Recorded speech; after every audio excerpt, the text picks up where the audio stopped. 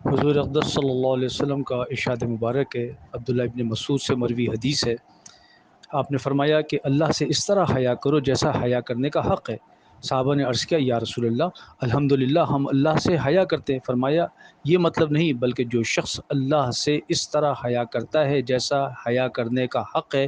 تو اسے چاہیے کہ اپنے سر اور اس میں آنے والے خیالات، اپنے پیٹ اور اس میں بڑھنے والی چیزوں کا خیال رکھے، موت کو اور بوسیدگی کو یاد رکھے۔ جو شخص آخرت کا طلبگار ہوتا ہے وہ دنیا کی زیب و زینت چھوڑ دیتا ہے، اور جو شخص یہ کام کر لے در حقیقت اس نے صحیح معنوں میں اللہ سے حیا کرنے کا حق ادا کر دیا۔ یہاں حضور صلی اللہ علیہ وسلم نے جن باتوں پر زور دیا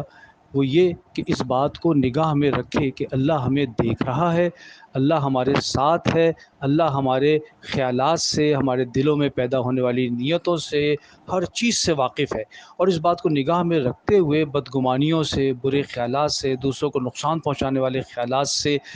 اپنے آپ کو بچانا، اور اپنے رزق پر نگاہ رکھنا، اور اپنے پیٹ کو، اپنے شکم کو رزق حرام سے بچانا، اور موت کو یاد رکھنا، اور یہ بات یاد رکھنا کہ مرنے کے بعد ہم نے بوسیدہ ہونا ہے، اور آخرت کا طلبگار ہونا، دنیا کی زیب و زینت چھوڑ دینا۔ یہ ایسے کام ہیں کہ جو صحیح معنوں میں جس نے بھی اختیار کر لیے اس نے گویا اللہ سے حیا کا حق ادا کر دیا۔ جان لیں کہ تصوف اور طریقت کی تعلیمات کا یہ نچوڑ ہے۔ کوئی بھی سچا مرشد ہوگا وہ سب سے پہلے اپنے مرید کو اسی بات کی تلقین کرتا ہے کہ ہر حال میں اس بات کو نگاہ میں رکھو کہ اللہ تمہیں دیکھ رہا ہے، اللہ تمہارے ساتھ ہے، تمہاری ہر بات کی اس کو خبر ہے، اور اس بات کو نگاہ میں رکھتے ہوئے ہر بری بات سے بچو، اور یہ بچنا ہی صحیح معنوں میں تقویٰ ہے۔ حدیث جبریل میں